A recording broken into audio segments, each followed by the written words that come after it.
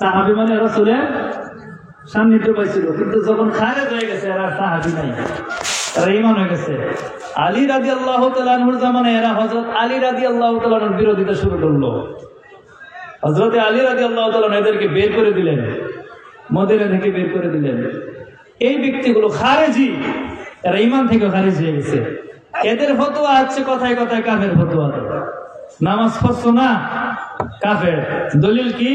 আল্লাহ রাসূলের হাদিস, মান তারাকাস সালাতা ফাকাদ কাফারা, যে নামাজ ছাইরা দিছো কাফের হয়ে গেছে। ডাইরেক্ট ফতোয়া। এটার গভীর বিষয় চিন্তা করে নাই। নামাজ ইচ্ছা করে যখন কেউ ছেড়ে দেয়, হাদিসের ব্যাখ্যা হচ্ছে যে ইচ্ছা করে নামাজ ছেড়ে দিল সে কাফেরের কাজ করলো। তার কাজ করলো? কাফের কাজ করলে শুধু কাফের হয়ে যায় না, কাফের হয়ে যায়। কাফের কাজটা অবশ্যই কুফরি, কাজটা কুফরি, কিন্তু সে কি হয় নাই? কাফের হয় নাই। কিন্তু ফতোয়া দিতেছে আল্লাহর ওলিদের মাজার যখন আমরা জিয়ারতে যাই, আমাদেরকে বলে ফেলে মাজারের পূজারি, বলে কিনা অনেকে। আচ্ছা, আমরা পূজা করলাম কিভাবে? এটা তোহমত। কি করলো? তোহমত দিল না, গীবত করলো না। আমি মাজারে গিয়ে জিয়ারত করলাম, আল্লাহর কালামের পাক থেকে কোরআন তেলাওয়াত করলাম, নবীর দুরূদ পড়লাম, দোয়া করলাম, আমি নিজের জন্য আল্লাহর কাছে ক্ষমা চাইলাম। পূজাটা কিসের হইল? তাইলে সেই ব্যক্তি যখন আমাকে আপনাকে বলে যে মাজারের পূজা করতেছি, এটা গীবত হইল, তোহমত হইল। আর যে ব্যক্তি গীবত করলো, বুঝতেছেন মাসলা? আমি ফাফ না কইরা ফাফের এলজাম, অপরাধের দায়ভার নিলাম ঠিকই, আরেকজনের ফতোয়া দিয়া সত্যিকার অর্থে বড় ফাঁকি হয়েছে, কিন্তু তার কি নাই? খবর নাই। নারায়ে তাকবীর, আল্লাহু আকবার, নারায়ে তাকবীর। আগে বলবেন, শেষ করে দিব, আপনি যখন বলবেন 5 মিনিট। নারায়ে বেলায়েত, ইয়া ওলি আল্লাহ। আলহামদুলিল্লাহ, আহলে সুন্নাত ওয়াল জামাত জিন্দাবাদ, জিন্দাবাদ। মিলাদ কাম যেখানে, আমরা আছি সেখানে, আল্লাহর ওলি যেখানে, আমরা আছি সেখানে। নারায়ে তাকবীর, আল্লাহু আকবার। বুঝতে পারছেন, আল্লাহ ওলিদের কারামতকে অনেক আগে থেকে মানুষ অস্বীকার করত, তাহলে এখন আরো বেশি হয়েছে না? কি হয়েছে? মাজার পূজারি হয়ে গেলাম, জিয়ারতকে অস্বীকার করে। অথচ আল্লাহ রাসূল বলছেন, কুনতু নাহাইতুকুম আন জিয়ারাতিল কুবুর ফাজুরুহা, এক সময় তোমাদেরকে জিয়ারত করতে নিষেধ করতাম, এখন তোমরা জিয়ারত করো। কবর জিয়ারত করলে মরণের কথা স্মরণ হয়। রাসূল সাল্লাল্লাহু আলাইহি ওয়াসাল্লাম প্রতি সপ্তাহে উহুদের ময়দানে যাইতেন, শহীদদের মাজার জিয়ারত করতেন, কবর প্রত্যেক সপ্তাহে। আর এখন বলে নবীর রওজায় যদি কেউ জিয়ারতের উদ্দেশ্যে নিয়ে যায়, আপনি বাজারে গেছেন, সিলেট গেছেন, মাজার পাইছেন, জিয়ারত করেন, জিয়ারতের উদ্দেশ্যে করে যাওয়া যাবে না, এইরকম ফতোয়া দেয়। এটা ভুল ফতোয়া। কি ফতোয়া?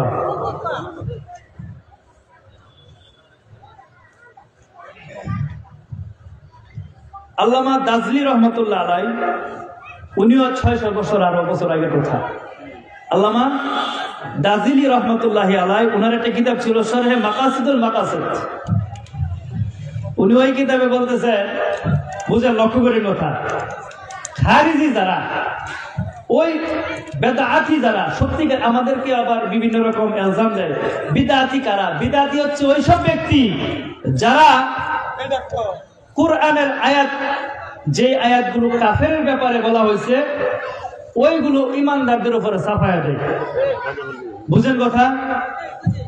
তিনি বলতেছেন, ওই সমস্ত ব্যক্তিরাই হচ্ছে আসল বেদাতি, যারা কোরআনের আয়াতগুলো, যে আয়াতগুলো কাফেরদের ব্যাপারে যে আয়াতগুলো বলা হয়েছিল, ওই সব বিষয়গুলোকে ইমানদারদের উপরে চাপায়া দেয়। কাদের উপরে চাপায়া দেয়?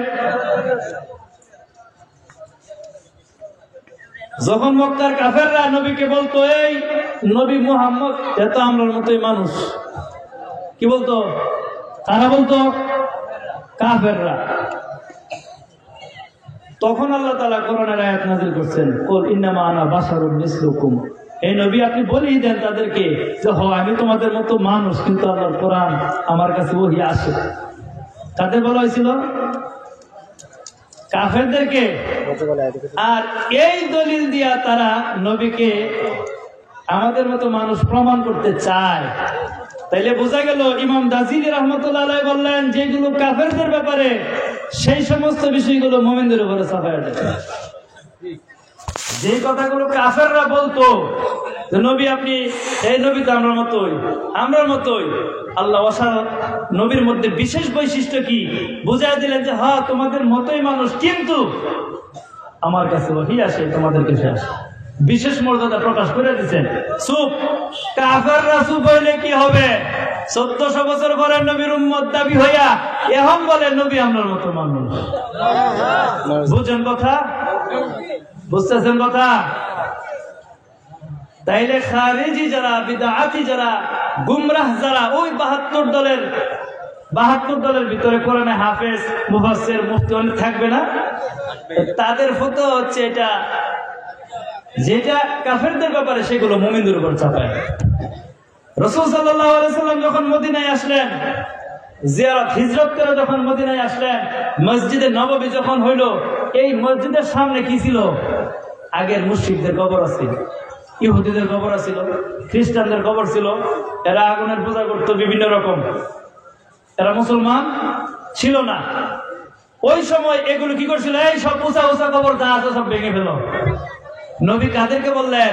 সাহাবায়ে কেরামদেরকে বললেন ওই সমস্ত উঁচা কবরগুলো ভেঙে দাও, সমান করে দাও। এরা তো মুমিন ছিল না। এখন এই হাদিস দলিল খুট কইরা বলতেছে বড় বড় উঁচা মাজার ভেঙে হলো। তাহলে নবী বলছিলেন কাদের কবর ভাঙার জন্য? ইহুদি নাসারা যারা জাহান্নামের আগুনে জ্বলবে, এদের কবর রাখার প্রয়োজন নাই, ভেঙে ফেলো, এখানে মসজিদ হবে, এটা বুঝাইছেন। আর এই হাদিস দলিল দিয়া বুঝাইতে চাইতেছে আল্লাহর ওলিদের কবর নাকি ভেঙে ফেলতে। তাহলে ইমাম দাজিলি রহমতুল্লাহ আলাইহি কি বললেন? যে কাফেরদের বিষয়গুলো মুমিনদের উপরে চাপায় দেওয়া হচ্ছে। বুঝতেছেন বিষয়? এরকম ভাবে বহু বিষয় আছে আমাদের উপরে চাপায় দেওয়া হয়। শোনেন, মাজার জিয়ারত শিরিক নয়, এটা সুন্নাত। আল্লাহর ওলিদের সান্নিধ্যে যাইয়া সোহবত নেওয়া, ওনাদের গুণগান গাওয়া, এটা আল্লাহর শুকরিয়া, মানুষের শুকরিয়া আদায়।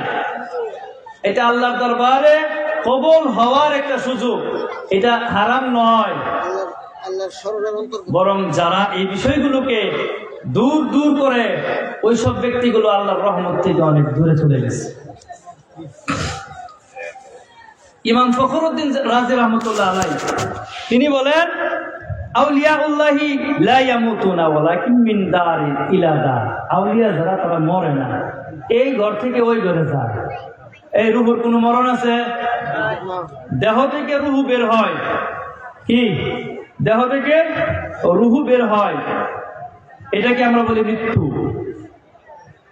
কিন্তু ওই ব্যক্তিগুলো যারা ঈমান হারা, তারা আসলে মরা। যাদের ঈমান আছে তারা প্রকৃত মরা, মৃত নয়। আউলিয়া কেরাম এই ঘর থেকে ওই ঘরে যাওয়ার মতো, দুনিয়া থেকে আখিরাতে যাওয়াটা। ওই আউলিয়া কেরামের ব্যাপারে আল্লাহ রাসূল হাদিসে পাক, যেটা আল্লাহর কথা, হাদিসে কুদসিতে বলছেন, যেই সমস্ত মানুষ কি করে আল্লাহর ওলিদের বিরোধিতা করে, তাদের ব্যাপারে আল্লাহ বলেন, যারা আমার ওলিদের বিরোধিতা করবে আমি তাদের সাথে যুদ্ধ ঘোষণা করি। আল্লাহ যদি কোনো ব্যক্তির বিরুদ্ধে যুদ্ধ ঘোষণা করে, সেই ব্যক্তি আর ইমানদার না কাফের? আল্লাহ কি মুমিনের বিরুদ্ধে যুদ্ধ করবে? তাহলে ইমানদার ওলিদের বিরোধিতা যারা করে, তারা আল্লাহর যুদ্ধের আহ্বানে পড়ে গেছে। আল্লাহ যাদেরকে যুদ্ধের জন্য আহ্বান করে, কারণটা কি? তারা ওলির বিরোধিতা করছে। মান আদা লি ওয়ালিয়ান ফাকাদ আযানতুহু বিল হারবি। এই যারা আউলিয়া কেরামের বিরোধিতা করে, তাদেরকে আমি যুদ্ধের জন্য ডাকি আসো। আল্লাহ যাদেরকে যুদ্ধের জন্য আহ্বান করবে, তারা ইমানদার থাকলো না। আল্লাহ এই ঘটনা কিভাবে বললেন? এই বিষয়টা কিভাবে বললেন? ওলির বিরোধিতা যখন করলো, তাদের জন্য আমার যুদ্ধ, তাদের বিরুদ্ধে যুদ্ধ। তাহলে বোঝা যাচ্ছে আল্লাহর ওলিদের বিরোধিতা যারা করে, তাদের ঈমানটা একটা সময় নাই হয়ে যায়। আল্লাহ যখন ওলিদের বিরোধিতা করে, তখনই আল্লাহ তাআলা বলেন, মান আদা লি ওয়ালিয়ান, আমার কোন ওলির বিরোধিতা যারা করলো, দুশমনি করতেছে, ফাকাদ আযানতুহু বিল হারবি, তাদেরকে আমি বলি আমার বিরুদ্ধে আসো, যুদ্ধ করতে আসো। আল্লাহ যুদ্ধের জন্য ইমানদারদেরকে ডাকেন না বেঈমানদেরকে ডাকেন? তাহলে আল্লাহর ওলির বিরোধিতা করার সাথে সাথে আল্লাহ বলতেছে আসো আমার বিরুদ্ধে, আসো আমার সাথে যুদ্ধ করো। আল্লাহ ওলির বিরোধিতা করা আল্লাহর বিরুদ্ধে যুদ্ধ করার মতো পরিবেশ, তার মানে সে ঈমান হারা হয়ে যাওয়া সন্দেহ থাকে? এই দেশে যারা এই কাজগুলো করে, আল্লাহর ওলিদের মাজারগুলোকে, জিয়ারতের জায়গাগুলোকে ভাঙা, শাহপরান শাহ রহমতুল্লাহ আলাইহি এই দেশে ইসলাম প্রচার করছেন, কাদের বিরুদ্ধে যুদ্ধ করছিল? জালেম হিন্দু রাজার বিরুদ্ধে। আর তাওহীদি জনতা হইয়া ওনার নাম লেখা ফলক যে গেট, এটার মধ্যে হাতুড়ি দিয়ে ভাঙে। ওনারা কি নবী রাসূল কি আমাদের এটা শিখাইছিল? তাহলে আল্লাহর ওলির নাম যিনি যুদ্ধ করছিল জালেমদের বিরুদ্ধে, ঈমান ইসলাম প্রচার করে আমাদের মুসলমান বানাইলেন, আর ওনার নাম ফলকের মধ্যে হাতুড়ি দিয়ে পিটা করা, তারা ঈমানদার থাকলো? জি না, জি না। বুঝলে ঈমান, না বুঝলে বেঈমান। আল্লাহ তাআলা যেন আমাদেরকে বোঝার তৌফিক দান করেন, বলি আমিন।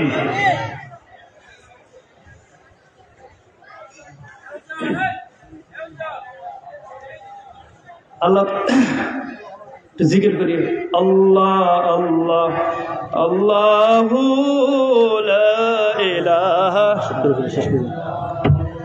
আল্লাহ আল্লাহ আল্লাহু লা ইলাহা ইল্লাহু। গুনাহগারের গুনাহ জরে নবী দুরুদে আপনার, গুনাহগারের গুনাহ জরে নবী দুরুদে আপনার। রোজ হাসরে পার করিয়েন, রোজ হাসরে পার করিয়েন উম্মত গুনাহগার নবীজি। আল্লাহ আল্লাহ আল্লাহু লা ইলাহা ইল্লাহু। আমরা গুনাহগার না? সেই হাসরের দিন, যেদিন 50,000 বছরের সমান পার হয়ে যাবে, সমস্ত ইমানদারগণ একত্রিত হয়ে হযরত আদম আলাইহিস সালামের কাছে যাবেন, গিয়ে বলবে, হে নবী, আপনি আমাদের পিতা, আপনি আল্লাহর কাছে চান, আমরা বড় গুনাহগার, আল্লাহ আজকে বড়ই রাগান্বিত, আপনি আমাদের জন্য ক্ষমা চান। আদম আলাইহিস সালাম বলবে, না না, তোমরা অন্যদিকে যাও, আজকে আল্লাহর কাছে চাওয়ার মতো সুযোগ আমার নাই, তোমরা অন্যদিকে যাও। এভাবে নূহ আলাইহিস সালামের কাছে আসবেন, মুসা আলাইহিস সালামের কাছে আসবেন, সমস্ত নবী অন্য পথ দেখাবে, অন্যদিকে যাও, আল্লাহর কাছে চাওয়ার মতো তোমাদের জন্য সুযোগ আজকে আমার নাই। সমস্ত নবী পার হয়ে যখন ঈসা আলাইহিস সালামের কাছে ঈমানদাররা আসবে, সেই দিন ঈসা আলাইহিস সালাম বলবেন, যাও যাও সেই নবী মুহাম্মদ সাল্লাল্লাহু আলাইহি সাল্লামের কাছে যাও, তিনি আজকের দিন আল্লাহর কাছে তোমাদের জন্য সুপারিশ করার সুযোগ আছে। যখন নবীর কাছে যাইবেন, নবী বলবেন, হ্যাঁ, এটার জন্যই তো আজকে আমার। নবী কি বললেন? বুখারী শরীফের হাদিসেও আছে, মুয়াত্তা ইমাম মালিক, বুখারী শরীফের চেয়ে আরো অনেক উপরের তত্ত্বের একটা কিতাব মুয়াত্তা ইমাম মালিক। ওই কিতাবের একেবারে শেষ হাদিসে উনি নিয়ে আসছেন আল্লাহ রাসূলের 5টা নাম। বিশেষ একটা নাম হলো আনাল হাশির ইউহশারুন নাস আলা কদামাই। আমি হাসরের দিন যার জন্য প্রতিষ্ঠা করবেন আল্লাহ, আমি সেই ব্যক্তি, আমি হাসের। ইউহশারুন নাস আলা কদামাই, এই দিনে সমগ্র মানুষকে আমার 2 পায়ের মধ্যে এনে ফেলা হবে। সুবহানাল্লাহ। আমার নবী, আপনার নবী কি বলেন? সেই হাসরের দিন আল্লাহ প্রতিষ্ঠাই করবেন শুধু আমার জন্য, শুধু আমার সম্মান ইজ্জত প্রকাশের জন্য। আর সেই দিন সমগ্র মানুষকে আমার পায়ে ফেলা হবে। আজকে যারা নবীর ইজ্জত সম্মান প্রকাশ করতে গেলে, আলোচনা করতে গেলে মনে করে বেশি বলে ফেলতেছি। আরে আল্লাহ তাআলা কোরআনে বলছেন, ওয়ারাফা'না লাকা যিকরাক, নবী আপনার ইজ্জত সম্মানিত আমি অনেক উপরে তুলেছি। যেই কথা আল্লাহ বলেছেন, সেই কথার পরে সমগ্র কুল কায়নাত যদি বলে আল্লাহর এই কথার উপরে যাবে, গাছের উপর আর মাছের উপর, আসমানের উপরে গিয়ে আল্লাহর জিকির, নবীর দুরূদ পড়লে কি এত কষ্ট লাগে কেন? নবীর সম্মান শুনলে যার ভালো লাগে না, তার ঈমান নাই। হযরত ওমর রাদিয়াল্লাহু তাআলা আনহু একদিন আয়েশা বলতেছেন, ইয়া রাসূলুল্লাহ, আমি আপনাকে অনেক ভালোবাসি, আমি আমার সবকিছুর চেয়ে বেশি ভালোবাসি, কিন্তু আমার জানের চেয়ে বেশি না। সত্য কথা বলে ফেলছি। আমি আপনাকে অনেক ভালোবাসি, সব কিছু থেকে নবী আপনাকে ভালোবাসি, কিন্তু আমার জানটার চেয়ে বেশি না। নবীর সাথে সাথে বলে ফেলেন, ওমর হয় না, ইমান হয় না। তিনি সাথে একটু চুপ করে এরপরে বলে ফেললেন, ইয়া রাসূলুল্লাহ, এখন থেকে এই মুহূর্ত থেকে আমার জীবনের চেয়ে আপনাকে বেশি ভালোবাসি। তখন আল্লাহ রাসূল বলছেন, এবার ঠিক আছে, এইবার ইমান হয়েছে। নবীকে ভালোবাসা জানের চেয়ে বেশি। আল্লাহ রাসূল বলেন, তোমাদের জন্য একবার মুবারক বা স্বাগতম সাহাবাদেরকে বলতেছেন, আর একটা সময় আমার উম্মতের আসবে, তাদের জন্য 7 বার মুবারক। কয়বার?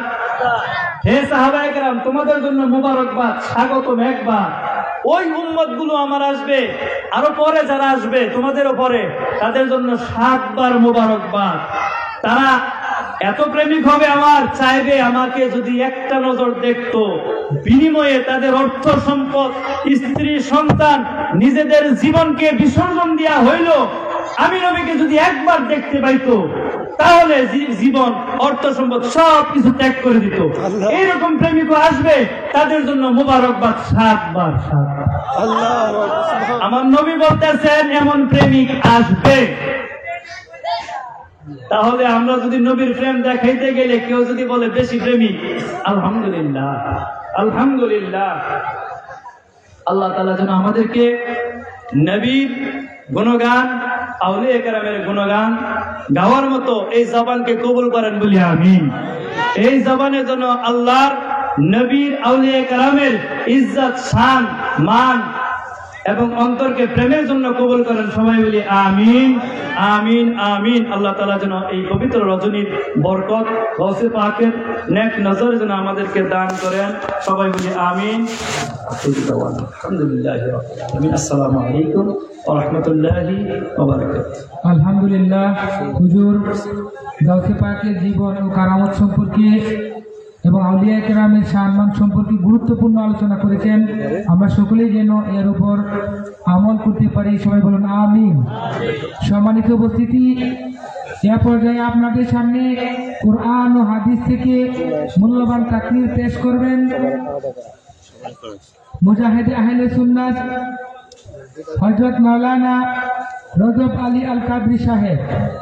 হযরত মাওলানা রজব আলী আল কাদরি সাহেব হুজুরকে ওনার মূল্যবান তাকরীর পেশ করার জন্য সবিনয় অনুরোধ করা হলো।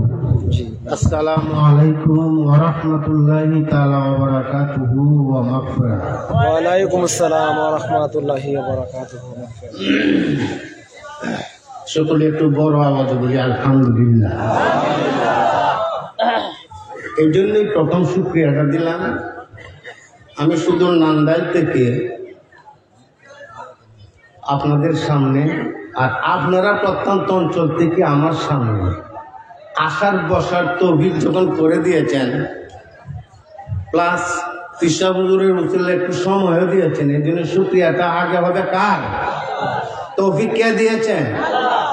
আরেকটা শুকরিয়া হলো, এটা কি মাস? আরবি রজব মাস। আলহামদুলিল্লাহ, অনেকেরই জানা নেই, অত আরবি মাসের তো প্রয়োজন মনে করে না। কথাটা ঠিক না বেঠিক? এই জন্যই মাসটাকে স্মরণ রাখতে হবে, কারণ এই মাসের মধ্যেই আমরা নিজেদের নাজাতের জন্য যত প্রকারের নিয়ামত পেয়েছি এই মাসে। বলেন না সুবহানাল্লাহ। আমি সামনে একটু যাব। আমরা বড় ভাগ্যবান, আমরা রাসূল আল্লাহর মেহমান। আমরা বড় ভাগ্যবান, আমরা রাসূল আল্লাহর মেহমান। আপনারা বেজান না খুশি? উনি আমাদের কিরম দরদি, ইহকালেও দরদি, পরকালেও দরদি। যিনি আমাদের ইমান, আমাদের দিকে, আমার দিকে একটু লক্ষ্য করেন, অন্যদিকে না তাকায়া যেহেতু একটু কথা বলতেছি, আপনার যদি এদিক সেদিক তাকান তো আমার আলোচনার ভাবমূর্তি ঘুরে যাবে। আমরা বড় ভাগ্যবান, আমরা রাসূল আল্লাহর মেহমান। আমরা বড় ভাগ্যবান, আমরা রাসূল আল্লাহর মেহমান। লক্ষ নবী আবু সাদু নবী, আমরা নবীকে স্বাগতম বলেন। ইমাম হয় আমরা নবীজি, ইমাম হয় নবীজি, সব নবী মুসল্লি হন। আমরা রাসূল আল্লাহর মেহমান, আমরা বড় ভাগ্যবান, আমরা রাসূল আল্লাহর মেহমান। নবীজি যান আল্লাহর আরশে, আরশ বলেন নবীজির সকাশে। নবীজি যান আল্লাহর আরশে, আরশ বলেন নবীজির সকাশে। জুতা মুবারকের দুলি, জুতা মুবারকের দুলি আমার বুকে রেখে যান। আমরা রাসূল আল্লাহর মেহমান, আমরা বড় ভাগ্যবান, আমরা রাসূল আল্লাহর মেহমান। সকলে বলি মারহাবা। আর শাহ আজমে কোন মাসে গেছিলেন? এই মাসে।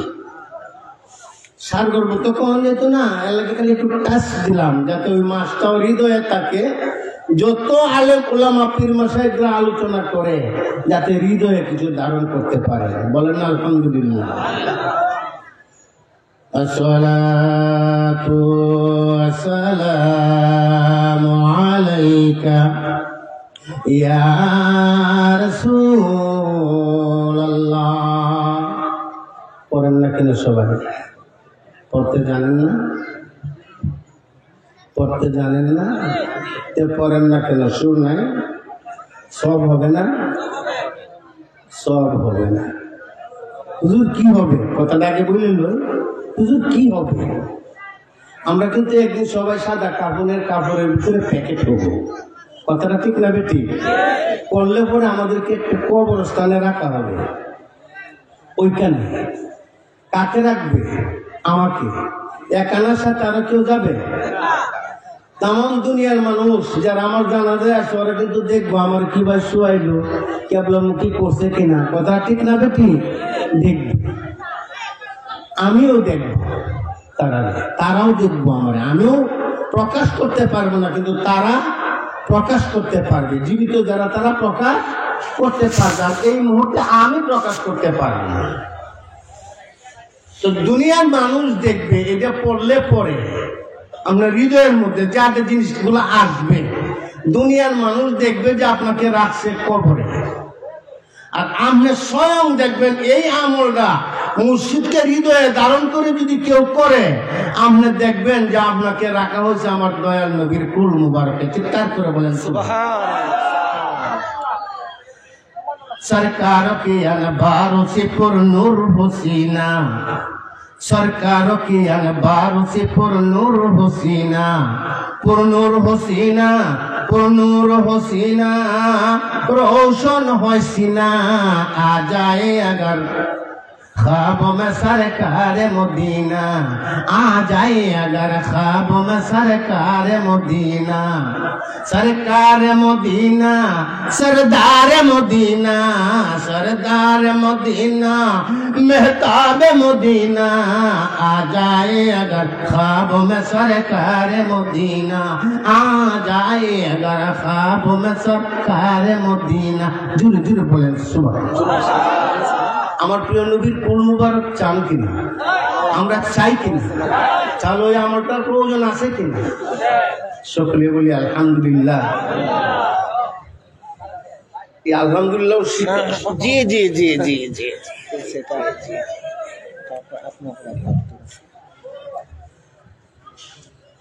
বাবারা ভাইয়েরা, আমি সালাতু সালাম ছিলাম, মনে আছে? সব হবে না, এমনি তো রাস্তাঘাটে অনেক কালেকশন করে, মাশাআল্লাহ মাশাআল্লাহ জাযাকাল্লাহু তাআলা খায়রান ফিদ্দারান, অর্থাৎ 10 টা দিলে আপনারা অনেক জান্নাতে, 14 গোষ্ঠীও নেই জান্নাত। কথা ঠিক না বেটি? আমরা এরকম 10 টা দিলে 5 টা দিলেই কিন্তু জান্নাতে নিয়ে দেয় জায়গা। কথার কিন্তু জান্নাত কি অত সস্তা? কথাটা বুঝেন নাকি? জান্নাত কি অত সস্তা? টাকা দিলেই জান্নাত কিনা যাবে? জান্নাত কিনতে হবে প্রেম দিয়ে, জান্নাত কিনতে হবে এতেবায়ে মুর্শিদ দিয়া, জান্নাত কিনতে হবে এতেবায়ে রাসূল দিয়া। জোরে জোরে বলেন সুবহানাল্লাহ। মনে রাখবেন, এই জন্য আমার সাথে পড়েন আসসালাতু ওয়াসসালামু আলাইকা ইয়া রাসূলাল্লাহ, আসসালাতু ওয়াসসালামু আলাইকা ইয়া হাবিবাল্লাহ, আসসালাতু ওয়াসসালামু আলাইকা ইয়া শাফিয়াল মুজনিবিন, আসসালাতু ওয়াসসালামু আলাইকা ইয়া রাহমাতাল লিল আলামিন। আলহামদুলিল্লাহি রাব্বিল আলামিন ওয়াল আকিবাতু লিল মুত্তাকিন, আসসালাতু ওয়াসসালামু আলা মান কানা নাবিয়্যান ওয়া আদামু বাইনাল মা'i ওয়াত-তিন ফি শান হাবিবিহি ওয়া মাহবুবিহি ওয়া মা'শুকিহি মুখবিরান ওয়া আমিরা। আউযু বিল্লাহি মিনাশ শাইতানির রাজীম। বিসমিল্লাহির রাহমানির রাহিম। ওয়া মা আরসালনাকা ইল্লা রাহমাতাল লিল আলামিন।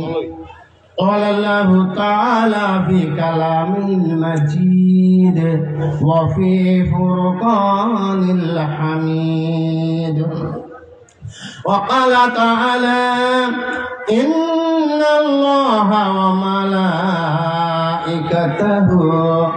يصلون على النبي يا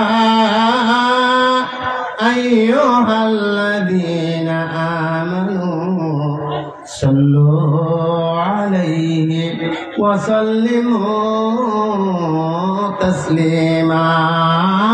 اللهم صل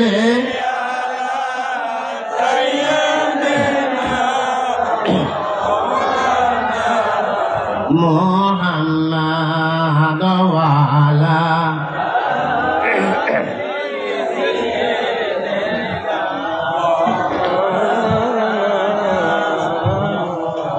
নূর নবীজি নূর হইয়া আসলেন মানব সুরতে, তাই তো তাহার হয় না ছায়া চন্দ্র সূর্যের আলোতে। আল্লাহুম্মা সাল্লি سيدنا مولانا محمد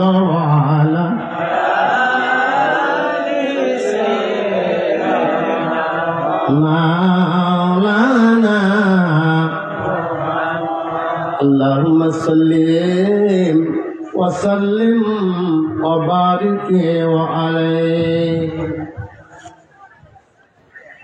সকলে একটু বড় আওয়াজে বলি আলহামদুলিল্লাহ। পীরানে পীর দস্তগীর গাউসুল আজম সৈয়দ বরকির আব্দুল কাদির জিলানী রাদিয়াল্লাহু তাআলা আনহুর স্মরণে অনেকে আমাকে জিজ্ঞেস করছে যে হুজুর কেউ যে রহমতুল্লাহ আলাইহি কইতাছে, বলে এক এক ফুলের তো এক এক গন্ধ, এক এক জনের এক এক ধারণা।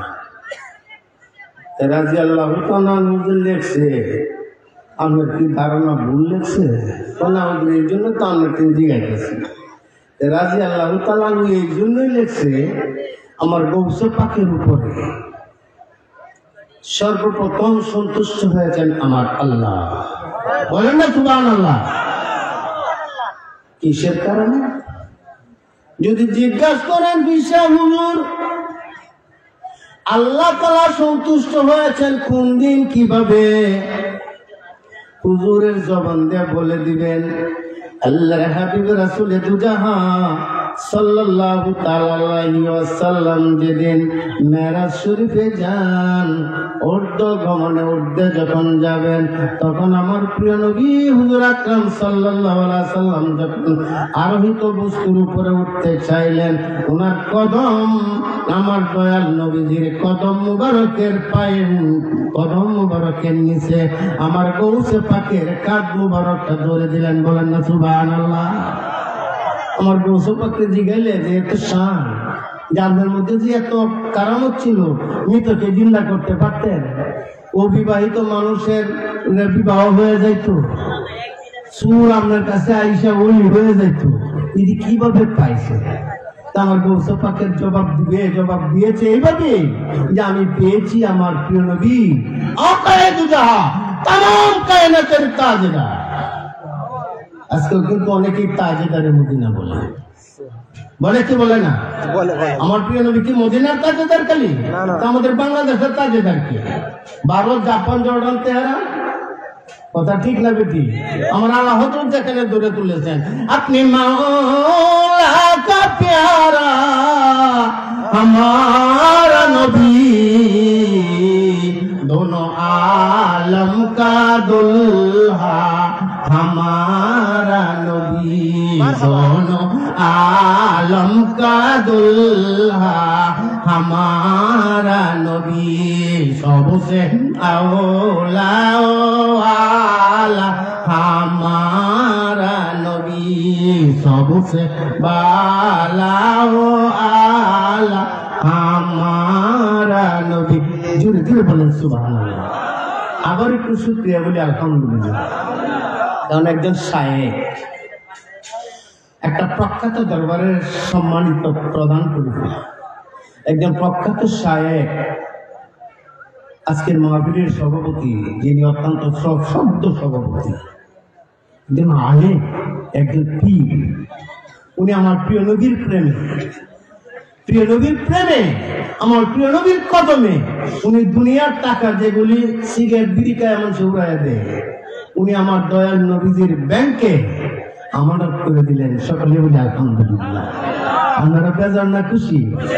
আমি বলতেছিলাম আলা হযরত আজিমুল বরকত আল্লাহর হাবিব রাসূল দুজাহা সাল্লাল্লাহু তাআলা আলাইহি ওয়াসাল্লাম শানমানকে ওই আয়াতে কারিমা যেটা আমি আপনাদের সামনে উপস্থাপন করেছি, ওই আলোকে আমার আলা হযরত আজিমুল বরকত আমার প্রিয় নবী আকায়ে দুজাহান তামাম কায়নাতের তাজদার, যেখানে আমাদের আলেমরাই অনেক এদিক করলাম না একটু আগে যে এক এক ফুলের এক এক গন্ধ, এক একজন এক একবার চর্চা করে, কথাটা ঠিক না বেটি? কাজে চর্চার মধ্যে এইভাবে চলে আসে, আমি তার দুষ্ত্রুটি তুলছি না। তবে যদি নির্দিষ্ট ব্যক্তি বা বস্তু বা স্থানের নাম করে যদি কায়নাতের জন্য আমার আল্লাহ তাআলা আমার আগের হুজুর বলে গেছেন ওয়া রাফা'না লাকা যিকরা, আমার আল্লাহ তাআলা যেন আল্লাহর হাবিবের ওই সম্মানকে এত বুলন্দ করেছেন যে বুলন্দের উপরে আর কোনো বুলন্দ নাই। চিৎকার করে বলেন সুবহানাল্লাহ। কালকো সে আউলিয়া আউলিয়া সে রসুল রসুল সবসে আলা हमारा नबी सबसे औला हमारा नबी सबसे बाला हमारा नबी জোরে জোরে বলেন সুবহানাল্লাহ। গেলাম না ওইদিকে, একটু কাটতে দিলাম, আমি ছিলাম ভূমিকা। কারণ আলেম আমাদের আজকের এই দিনে এই মাহফিলের এই আয়োজক, যার সৌজন্যে এই আয়োজক সাহেব করছে আচ্ছা আচ্ছা আচ্ছা আচ্ছা যিনি এই আয়োজনটা করেছেন অনেক আলেম উলামা দাওয়াত দিয়েছেন, সবাই ইনশাআল্লাহ তুলসী বানায়ন করেছে। আমি যেটা বলতে চাইলাম, আমার কুম্বলা না এনে নামে একটা টিকেট আয়া করে এর লাগে খালি তোরা তোরা করতেছি, কাঁচায় হতেছে, কথাটা বুঝাইতাম পারছি, ভূমিকা বড় করে দিতে আলাদা। তো যাই হোক, ইরানের পীর দস্তগীর গাউসুল আজম সৈয়দ বড় পীর আব্দুল কাদের জিলানী রাদিয়াল্লাহু তাআলা আনহুর স্মরণে, এই জন্য রাদিয়াল্লাহু তাআলা আনহু থেকে আমি শুরু করছিলাম। এই জন্য রাদিয়াল্লাহু তাআলা আনহু লেখা ওনার জন্য জরুরি। আর ঈমানের মধ্যে নূর আসে যদি কোনো মানুষ জবান দিয়ে প্রকাশ করে, চিৎকার করে বলেন সুবহানাল্লাহ। ঈমানের মধ্যে নূর আসে, যেহেতু আমার আল্লাহ তাআলা গৌসে পাকের উপরে রাজি। কথাটা ঠিক না বেটি? গৌসে পাক মৃতকে জিন্দা করছে, মূলত মালিক কে? ক্ষমতা কে দিয়েছে? আমার আল্লাহ। পাইছেন কার উছিলা? আমার দয়াল নবীজির উছিলা। চিৎকার করে বলেন সুবহানাল্লাহ। কথা বোঝার চেষ্টা করে। ও মরহুম আব্দুল রশিদ নুরি আল কাদেরী সাহেবের প্রথম মৃত্যুবার্ষিকী উপলক্ষে ইসালে সব মাহফিল, যিনি আমাদের পীর সাহেব হুজুরের মুরিদ, বলেন আলহামদুলিল্লাহ। তাদের পীর সাহেব আছে আজকের মাহফিলে, অনেক আলেম ওলামা আছে। আর উনি যেই দরবারের চালায় মুরিদ, একটা আলা দরবার, বলেন না সুবহানাল্লাহ। নড়িয়া দরবার শরীফ একটা আলা দরবার, বাংলাদেশে একটা বহুল পরিচিত না, বহুল পরিচিত একটা আলা দরবার। ওই আলা দরবারের আলা খলিফা, বলি না আলহামদুলিল্লাহ। উনারই রুহানি সন্তান, উনার সারি ইসালে সোয়াব ইসলামী মহাসংঘ অন্ত ইসালে সোয়াব উঠে গেছে। যাই হোক, কিশোরগঞ্জের মধ্যে এবার যে কতগুলি মাহফিল করলাম, এই প্রথম ইসালে সোয়াব। কথাটা বুঝাইতাম পারছি নাকি? কবর বাসিন্দের স্মরণে ওয়াজ মাহফিল, সুন্নি মাহফিল, সব দিন বিভিন্ন কিছু লেখে, কিন্তু ইসালে সওয়াব লেখার যে বরকত, আমি যদি ওয়াজ করি, আমাকে 36 ঘন্টা সময় দিল, আমি শুরু করতে পারবো, শেষ করতে পারবো না। চিৎকার করে বলেন সুবহানাল্লাহ। ওই ইসালে সওয়াব মাহফিলের যিনি আজকে সভাপতি, সশ্রদ্ধ পীরে কামেল रहनुमाए शरीयत और तरीक़त पीर कामिल हजरत शेख शरीफ नूरी अल कदरी पीर साहिब कबला दामत बरकतुहु मद्दजुल आली फी हायाती। अल्लाह ताला যেন ওনার হায়াতে বরকত দেয়, সকলে বলি আল্লাহুম্মা আমিন। যেহেতু উনি দ্বীনে ইলা দাঈ ইলা, দ্বীনের জন্য উনি দাঈ, দ্বীনের জন্য উনি দায়ী। তো ওনার হায়াতে বরকতের প্রয়োজন আছে কিনা? এই জন্য ওনার এই দোয়াটা করে নিলাম। প্রধান অতিথি জনাব মোহাম্মদ আতার আলী সাহেব, বিশেষ অতিথি মোহাম্মদ শাহাবুদ্দিন সাহেব, একজন চেয়ারম্যান এবং মেম্বার, আরো অনেক মেহমানগণ আছেন আজকে। বিশেষ করে প্রধান মেহমান আলহাজ মুফতি মাওলানা মোহাম্মদ এহসানুল হক জিহাদি সাহেব, প্রখ্যাত আলিম দিন। সবটা ওনার টাইটেলগুলো আমি বললাম না, সময় চলে যাচ্ছে। এরপরে প্রধান বক্তা শেখ আল্লামা শেখ মুফতি সৈয়দ মুখতার রেজা মাসুমি ফয়েজ আল উসমানী সুলতানপুরি, সকলে বলি আলহামদুলিল্লাহ। আচ্ছা, বিশেষ বক্তা অনেক মুফতি তানজিল আহমদ আল কাদেরী সাহেব, উনি আসতেছেন বা আসছেন কেমন। আরো মৌলানা মুফতি জুনায়েদ সিরাজি আল কাদেরী সাহেব, মৌলানা মুফতি আবুল কাশেম রেজভি সাহেব, এরপরে হযরত মাওলানা রিদওয়ানুল্লাহ আশিকি আল কাদরি সাহেব, দিগার উলামায়ে হাজিরিন, সবার নাম করতে করতে আমার সময় কথার দিনে আমি একটু পরিচয় নিয়ে আমি এটাও তো ভাবতাম না। কথা ঠিক না ঠিক? যাক, আমি ওনার জন্য ওনাদের সকলের জন্য দোয়া করি, আপনারাও দোয়া করবেন। যাক, এত সুন্দর আয়োজন, এই সুন্দর আয়োজনটা পাই আমরা বেজান না খুশি? আপনি আমাদের তো রুহু আত্মা আছে তো, কি বলেন, আছে না নাই? এর জন্য জবাব দিতে পারছি এবং খুশি কথাটা বলতে পারছি। যতটুকু খুশি হয়েছেন আপনারা, এটার গুণ হলো 7 প্রকার। কয় প্রকার? 7 প্রকার। আরেকটা সম্প্রদায় এত খুশি হয়েছে, এই খুশিটা হলো 70,000 প্রকার। বলেন না সুবহানাল্লাহ। আমরা একবার শুকরিয়া আদায় করলে যতটুকু হবে, আর তার আরেকটা সম্প্রদায় যে উপস্থিত আছে, তারা 70,000 বার স্মরণ করলে কতটুকু খুশি হবে? বলেন না সুবহানাল্লাহ।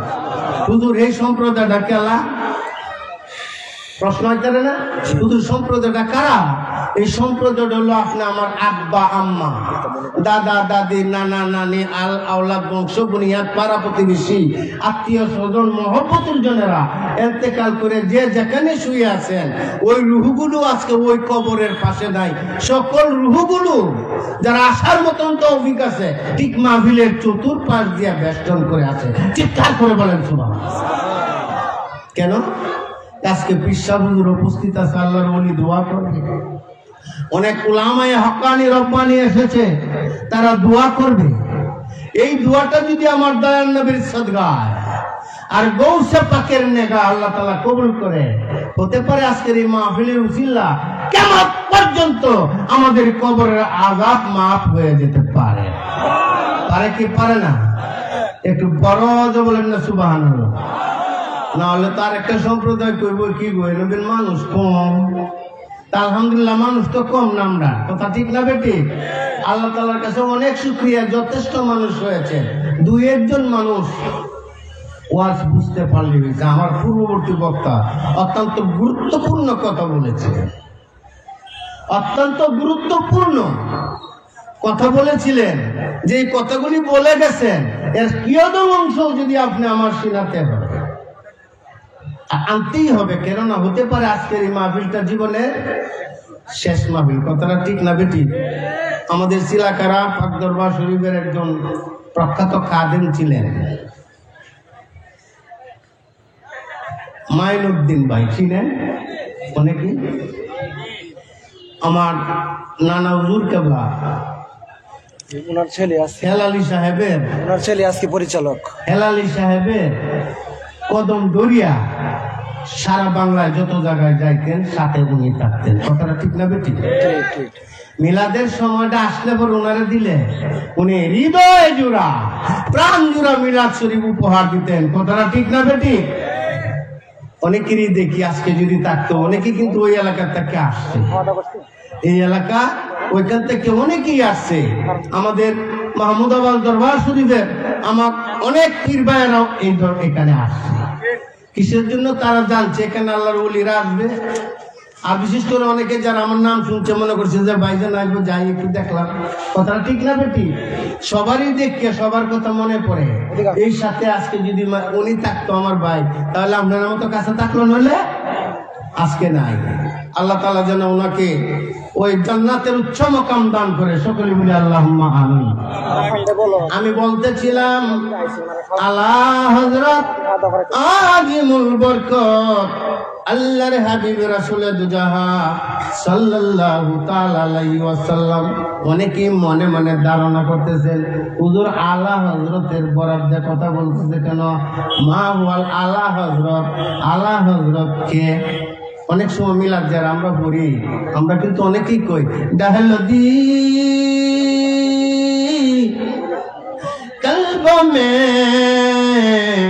আজমতে মুস্তাফা হিকমতে আলা হযরত পে লাখো সালাম। মুস্তাফা জানে রহমত পে लाखों सलाम समय बजने हिदायत पे लाखों सलाम। जोरे जोरे बोलें सुबहानाल्लाह। যিনি এমন একজন লেখক, এমন একজন গবেষক, আমার প্রিয় নবীর প্রেমিক ছিলেন, ওনার লেখনীতে লিখে গিয়েছেন যে আমাকে যখন তোমরা কবরে দিবা, ওই কবরটা এতটুকু গভীর করবা যে আমি দাঁড়াইতে পারি। বলেন না সুবহানাল্লাহ। সাথীরা বললেন, হুজুর এত গভীর করে কেন?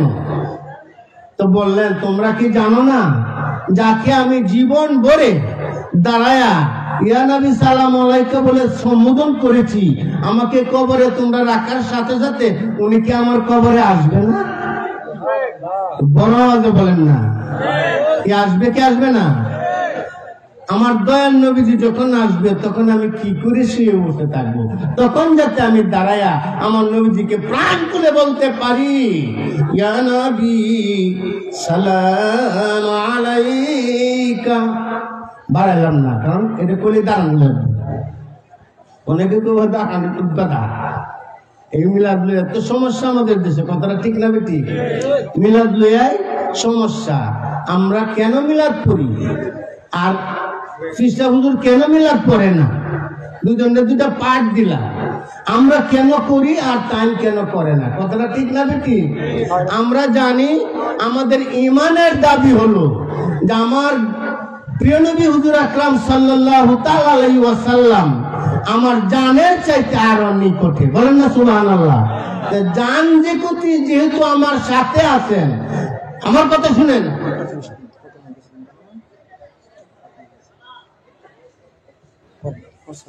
জান যখন আমার সাথে আছেন তা আমার প্রিয় নবী কি আছেন কি নাই? এই জন্য আমরা দাঁড়াই। কথাটা বুঝলেন না? কি বলছি, আলগা কোনো রচনা না। এখানে যদি আলোচনা করতে চায়, হায় রে কয়েক বছর চলে যাব, তো শুধু কিয়ামের শানে বইলা শেষ করতে পারবো না।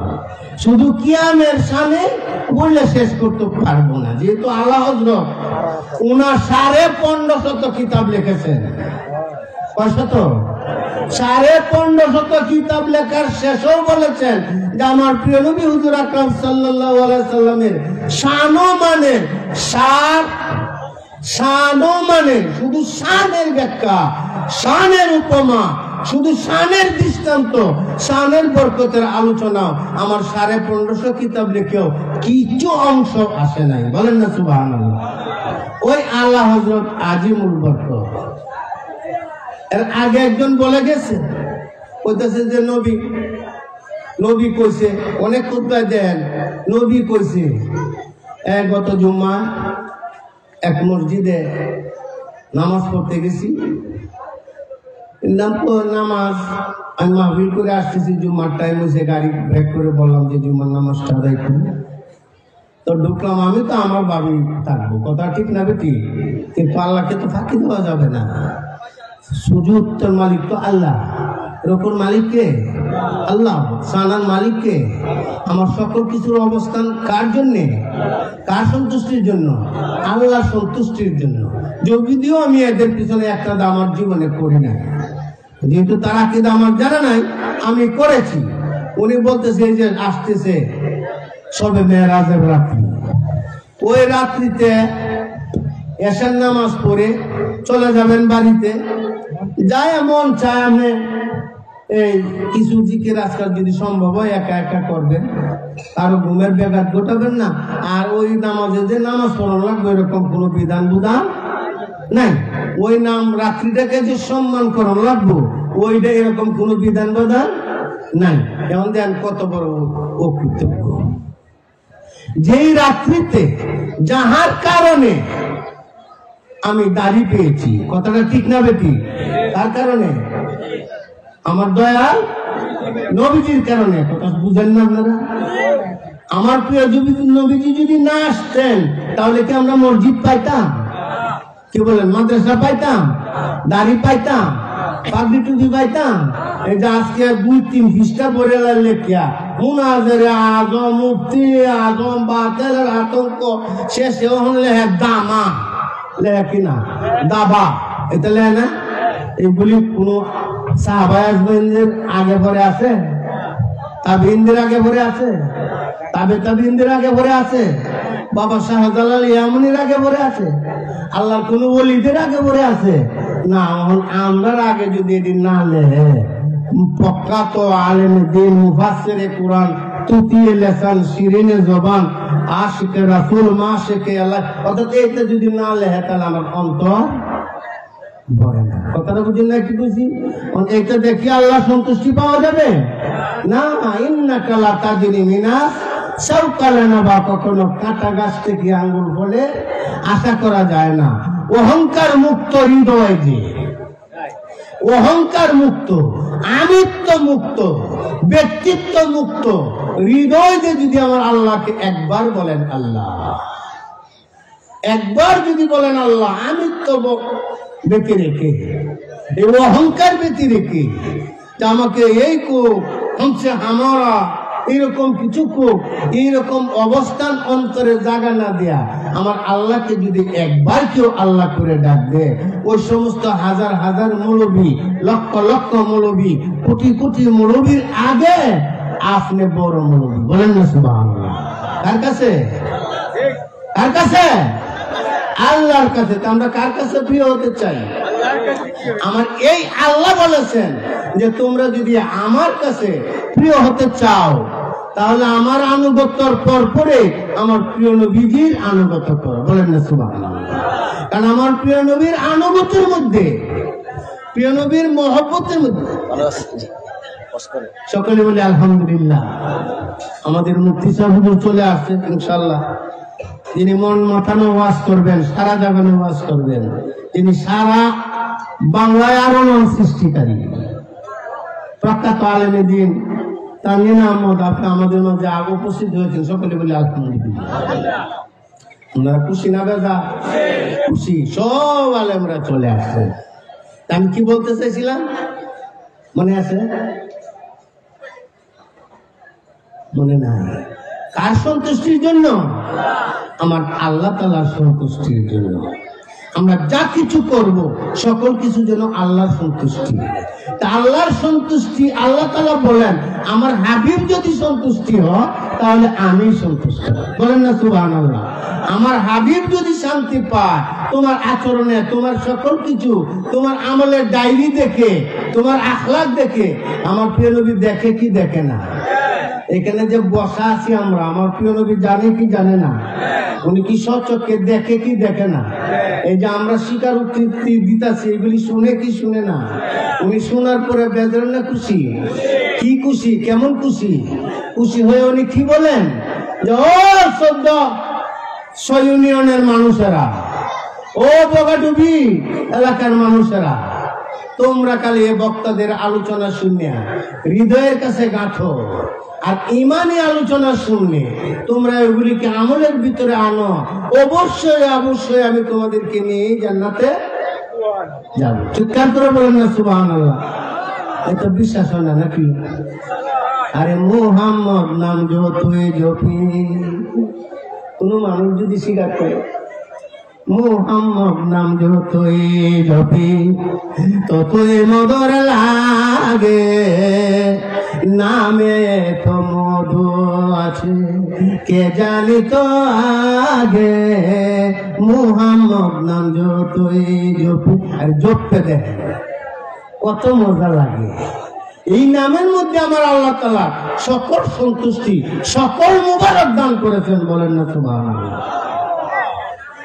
আরে কিতাবের হাওয়া টানলে তো অনেক সময়ের দরকার, হাদিস অনেক বড়, তবু বাংলায় কইতেছি খালি বুঝার জন্য। ওনার একটা হাত মুবারক বলতে হবে। আর হাত মুবারকের মধ্যে এই ডাইন হাতের মধ্যে কয়টা আঙ্গুল? আপনি আমার 5টা আঙ্গুল। আর আমার প্রিয় নবী হুজুরের কয়টা আঙ্গুল মুবারক ছিলেন? কয়টা? 5টা। এই 5টা আঙ্গুল মুবারক, আর আপনি আমার গুলি আঙ্গুল। কথাটা ঠিক না বেটি? উনার 5খানা আঙ্গুল মুবারক, আর মুবারক না বললে অন্তত এই 5খানা আঙ্গুল কি কি বলবেন? 5খানা আঙ্গুল মুবারক কি বলেন? মুবারক তো বুঝেন। মুবারক এমন ভাবে মুবারক, এমন ভাবে মুবারক, এত নিয়ামত আমার আল্লাহ তাআলা বলেন তামাম কায়নাতের জন্য।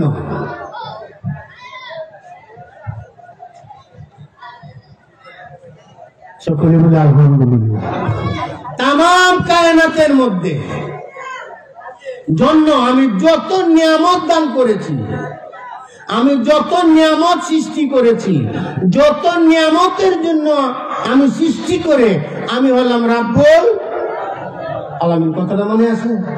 আমি হলাম রাব্বুল আলামিন। আর ওই নিয়ামত গুলি আমি রাব্বুল আলামিন হইয়া আমি আতা করেছি, দান করেছি যাকে, তিনি হলেন রহমাতাল লিল। আর কি জোরে বলেন, তিনি হলেন রহমাতাল লিল।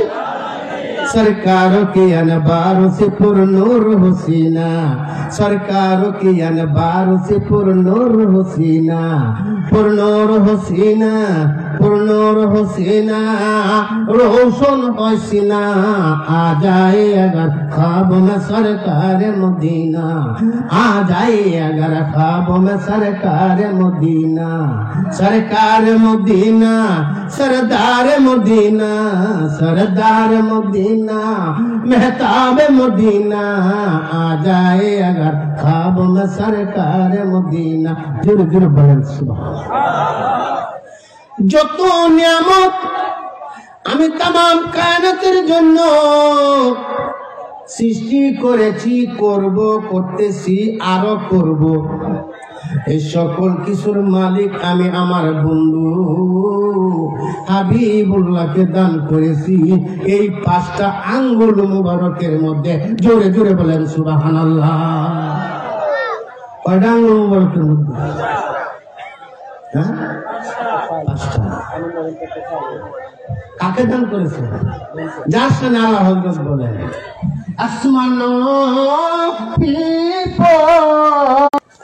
সব নবী রহ গয়ে